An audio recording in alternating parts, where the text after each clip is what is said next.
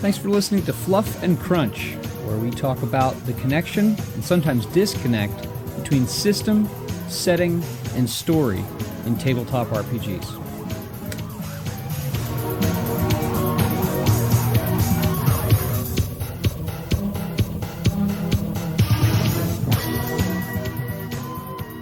Thank you for listening.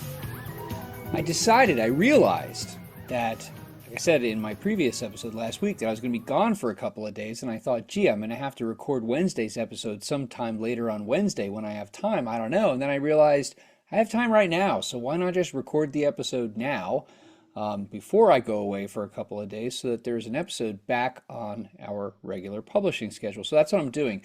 And this one's for the GMs, much like David Lee Roth at the beginning of Ice Cream Man.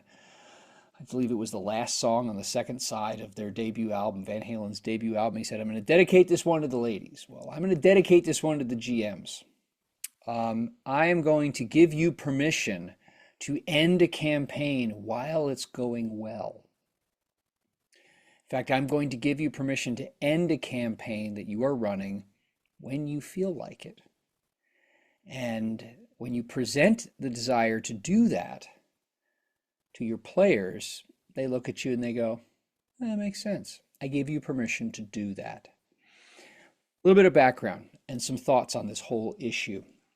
In my experience, most GMs are forever GMs. There is something, for those of us that have the gaming gene or whatever, some of us have a minority of us have the GM gene, and the vast majority of people have the player gene. And some people end up with those with the GM gene, like me, end up being the forever GM. And some people look at this begrudgingly, and others accept it with, I don't know, a sense of reservation. I embrace it. Chris and I talked about this. We've actually talked about this a few times over the last several years of the show, that both of us actually enjoy GMing more than playing in general over the long term, because GMing for us is more stimulating because we have more on our plate than just our character. And I think that goes some distance to explaining why I'm the forever GM by choice. I'm fine with it. But one of the things that I think happens sometimes for GMs is that we get this sense of, either when we start a campaign, and I'll explain exactly what I mean with the C word here in a second. But when we start a campaign, I think a lot of times, at least in my experience, and folks I've talked with, there's this sense of, I'm going to run this campaign for a long time. And especially in level-based games, I've experienced this where players will say, oh, like, D&D, let's just call it D&D. Yeah, will we run this up to like level 15, level 16, somewhere in the teens, some epic, high level stuff. And I think that there's a desire among GMs to plot out a story, a plot, a story arc or series of story arcs that will stand the test of time, in that this will provide for long-term play. And a lot of times in my GMing life, in the last 30 years, 30 years since I came back to it in college, and years before, so let's just say 45 years. Let's just go with that. That'd be easiest. Oftentimes when I sit down to, we're going to start something new. New characters are going to be made, and we're going to start off with a new storyline, maybe in a new place. Even if it's the same system we've been doing, there is often this either default, unexamined, or explicitly stated desire that we're going to run this thing forever. We're going to run this thing for the long term. And in my experience, in the vast majority of circumstances or times when we do, it doesn't happen that way. You as GM can sit down and map out using D&D as the example, a multi-level, many-level campaign, story, plot that's going to develop over time and be married to the progression or the expected progression of characters as they become more powerful and they get closer to the conspiracy or closer to the Dragon Lord or closer to the big bad evil guy, whatever. In most cases, life gets in the way, boredom gets in the way, the campaign goes in a direction that you as GM didn't anticipate, and you burn out, or you just burn out. I have found that the vast majority of those stated desires to run the epic campaign end up coming to nothing. Several months, and then it kind of crashes and burns or fizzles out. In fact, in my experience as a GM, I have had 3 campaigns that have really gone long term. And I'll say long term is over 6 months of weekly play. So you do the math to break that down, however that works out with your frequency of play. But at least 6 months of regular weekly play. I've had 3 that have gone beyond that, and none of them started out with me deliberately stating, like drawing a line in the sand or planting a flag and saying, this is going to be long term, this is going to be epic. It started off with just, hey, this sounds interesting, either from something that I came up with, or in the case of Pathfinder Kingmaker, an adventure path that I bought. And it just happened. And I can't stand the word organically. It's so overused, but it just, how about this? It happened naturally. Our long-term campaign, the Kingmaker campaign, was well over a year. I think it was like 14, 15 months or more of actual play, regular play, separated into 2 blocks, because we had a couple of months of off when our, real life got in the way of playing our made up crap. So I'm going to put aside that epic, long-running, awesome campaign that a lot of people, I think, strive for and hope for, as being something that I actually don't really think that you can plan for it, because you don't know how things are going to turn out. You don't know how your energy and your creativity related to that original story, whether it's published or whether it's entirely out of your head, you don't know how that's going to play out. The other side of it is you have no idea how your players are going to react to it and how the story is going to evolve over time. So the long-term campaign, let's just put that aside, because I believe that happens most frequently, and it's rare, when it happens naturally. So the other side is when you're running a campaign, and you're planning multiple sessions into the future, I think that there's this assumed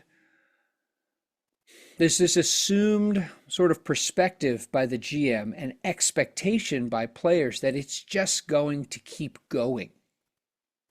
It's just going to keep going. I mean, maybe you buy a book, like a published adventure, or a module, something even shorter, and you say, hey, let's just run this.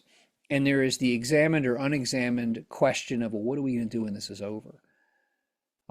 There's that, but I have found, talking to other GMs, conventions and otherwise, there's a lot of people, there's just this sense, you make characters, you start playing, and the assumption is this is just going to keep going. And so here's what I'm doing. And I said at the beginning, I give you permission to, boy, how haughty of me. I give you permission to end a campaign while it's going well. Now, I don't have to talk about ending a campaign when it sucks, okay? Although I will say this, how's that? I implore you, GM, if the campaign is sucking the life out of you in a bad way, all right? If it's just absolutely draining you, if it's become a chore, and you've talked with your players, and it's just something about that, yeah, end it and start something new. If it's something about the campaign, you running it. But what if it's going well? When is it okay, and when does it actually make sense to end a campaign, and I mean end it, like is done, or shelve it when it's going well or pretty well? And the reason why I'm talking about this, and I wanted to talk about this today, is because I have now done that. I have been running, and the reason why I had to drop this when I'm dropping it is because I need to tell my players first, because some of my players listen to this, and so I can't have them be like, "What the hell is going? You're yanking the rug out from under us." I have to meet with my group and tell them what the deal is, and then so this is old news for them. So quick background: I have been running Traveler for my group since August of 24. It's now January of 25. So we'll have had about, several months, with like time off, Christmas, things like that. Some interruptions for various things. But basically we have been running it weekly. We get together, we play for about 3 or so hours, 3.5 hours every single week. It's delightful. In person, in my garage, which is like so old school. If only I had shag carpet, like as Kenneth Haidt says, like a Peter Frampton poster, but I don't. Um, anyway, we've been playing regularly, and I've got links actually in the notes and in the end at the very end of the this video. I've got some links to some videos that are related to this. But if you're listening on the pod, excuse me, I have links to some of the episodes where I've talked about Traveler recently, because that's based out of this campaign we've been running. And I've been thinking for a while that the campaign that I'm running for Traveler is a published adventure. I started it out actually with a single published module. I then came up with, I ran a second one. So I ran two published modules. I then came up with my own story. And then I'm running this published, more like mini campaign at the beginning of what's called the Fifth Frontier War. And it's been going really well. My four players who had never played Traveler before, but have been interested in this game, I've really enjoyed it. They've really grown into their characters. Their characters have grown. They've grown as a group. It's been terrific. And one of the things a couple of weeks ago, or like a month or more ago, like early December, I was thinking about is, well, gee, this published adventure, Opening Moves of the Fifth Frontier War, and I have a review of that, link in the notes to that, is really good, but it comes to an end. And I was thinking, well, gee, what am I going to do after that? Do we want to run a war military related campaign? Is there going to be some kind of like storyline of special operations or espionage or intrigue or whatever? And I kept butting my head up against this sense of like, well, I'm really not sure. Side note, in my life right now, I'm busy.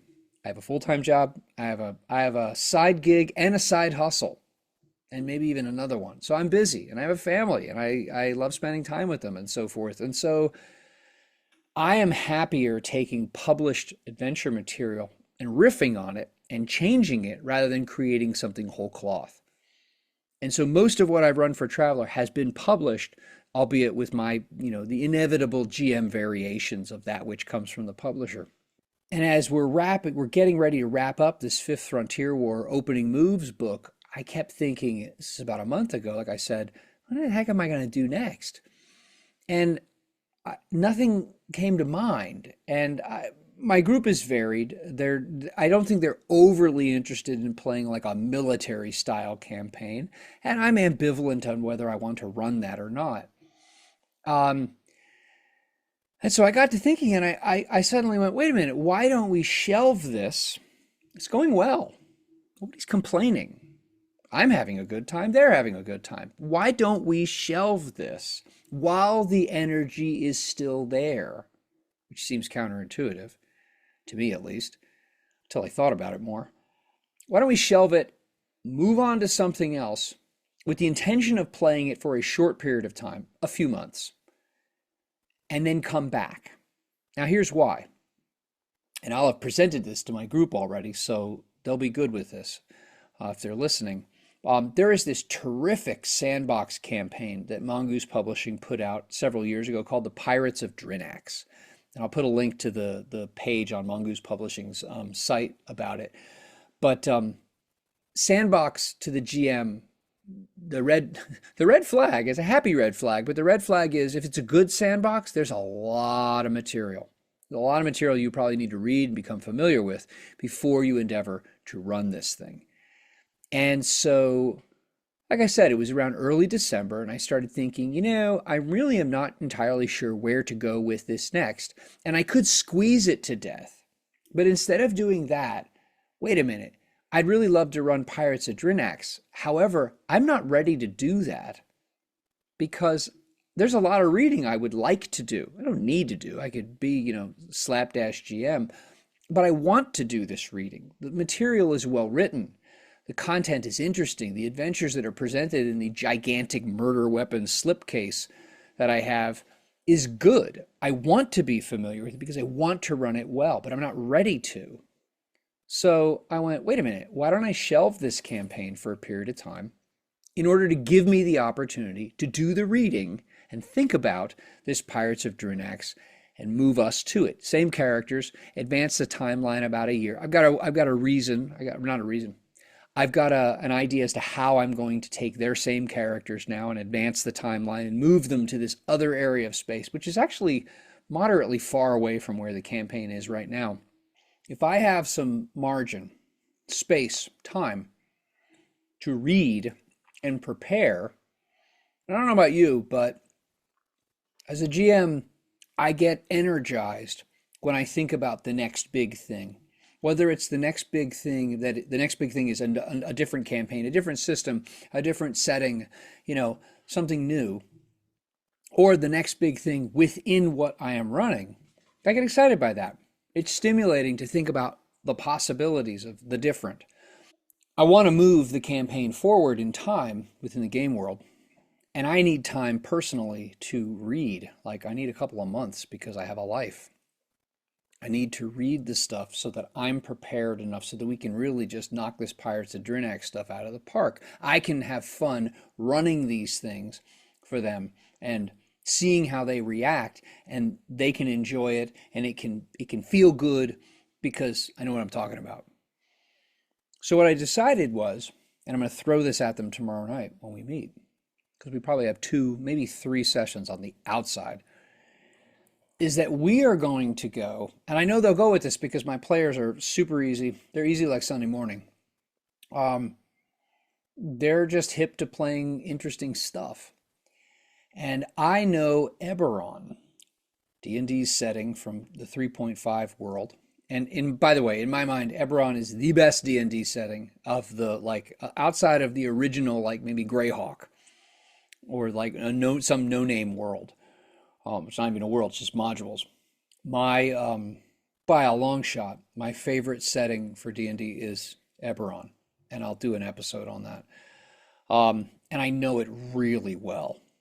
I went right over the edge in 3.5, the 3.5 era for all things Eberron. I own all but one of the book, all the game-worthy books for Eberron 3.5 I own, and I know virtually cover to cover. So what I'm going to do is I'm going to run a couple of months. I have already a story in mind, an arc in mind for Eberron 3.5. We're actually going to use D&D 3.5. I don't want to convert a damn thing. I don't want to fart around with, no, nothing. I thought about Pathfinder First Edition. I hate 5th edition. I loathe it. I've come to the point where I never want to play 5th edition again. So I'm not going to run 5th edition Eberron, which I think personally is a watered down version mechanically and story-wise of the version. 4th edition is the edition that shall not be mentioned other than just saying 4th edition.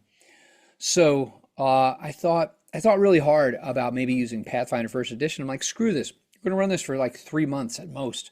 Maybe 8 or 10 sessions, 12 sessions, something like that.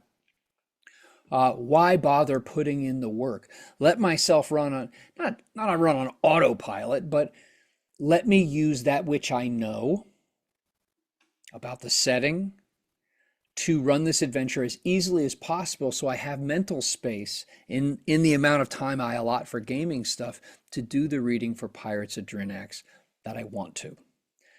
So I am going to dump that on my players tomorrow in the form of a high quality sales pitch that I'm sure they'll take. And because they're such good people, good players, I am certain that they'll be hip to it. They all recognize that I do the vast majority of the work. And by the way, GM, if your players, and you shouldn't expect your players to genuflect to you or something like that, but you do the overwhelming majority of the work.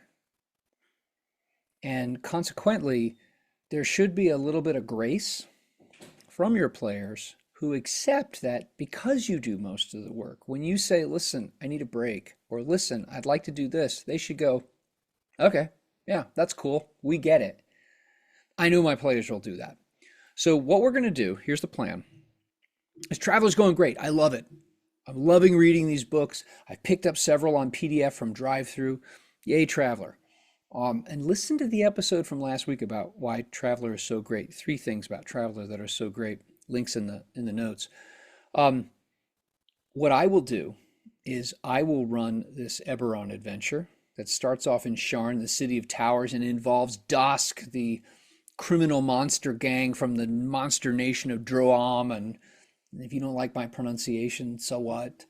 I will run this adventure for short campaign arc for probably, I'd say, like I said, about 3 months. I have it already, it's sketched out. It's so easy because I know the setting so well. And I figured no conversion. We're just going to run 3.5. It forces me to go back and refamiliarize myself with 3.5, which actually is fascinating. Some of my players, I know for a fact, are not familiar with. They came in like through Pathfinder or 5e. And so we will run that. And I have a clear endpoint for that story already in mind. Now, that doesn't mean it's going to be a railroad. I just know, I already have it arranged. I know when that story is going to end. And when that story ends, I have a deadline for myself, which keeps me honest and working. I will read the stuff that I need to for Pirates of Drinax, and we will go back to Traveler. So it is entirely possible to shelve a campaign and bring it back. And GM, I give you permission to do so. When the energy is high, or at least good, you can say to your players, hey, we should do something else for a period of time because I'd like to do this. I'd like to prep for something else. Or you don't even have to have that. You can just say, you know what? There's a lot of good games out there. Why don't we try something else while we're in a good way? So, and therein then is a bit of advice. I say, there are a lot of good games out there. There are a lot of terrific games out there. You should give them a try. You stick with the same thing. If it's working, hey, if you've got that, if it naturally happened, you have a good long-term campaign, great, stick with it. But if you have that itch, Mr. or Mrs. GM, to try something different, lead your players there. And it's okay. You're not there to deliver a service to them. Okay? You're there to have fun with these people who hopefully are your friends, or at least with whom you're friendly. So I give you permission. You can stop it, or in this case, per my description, you can shelve it for a very clear reason, and then with a promise of coming back to it in the definite future. So anyway, I would love to hear your thoughts on this, GMs. Those of you who have, hopefully you haven't got, I've been here. You get so burned out that you're just like, oh my gosh, I have to stop this. I can't do this any longer. Hopefully you haven't gotten to that point. Or if you have, you're starting to recognize when you're headed down that road. I would love to hear your feedback and your thoughts on this. How do you shelve a campaign? How do you decide to like, okay, the story isn't fully over, but we've gotten to the end of a chapter, figuratively. How do we say, listen, or how do you as GM say, I'd like to move out of this and offer something else. I'd like to run something else. I would love to hear your feedback on this. So thank you. Make sure to like, subscribe, share with your friends, give it as a stocking stuffer, blah, blah, blah, blah, blah. Anyway, thank you. Have a great day.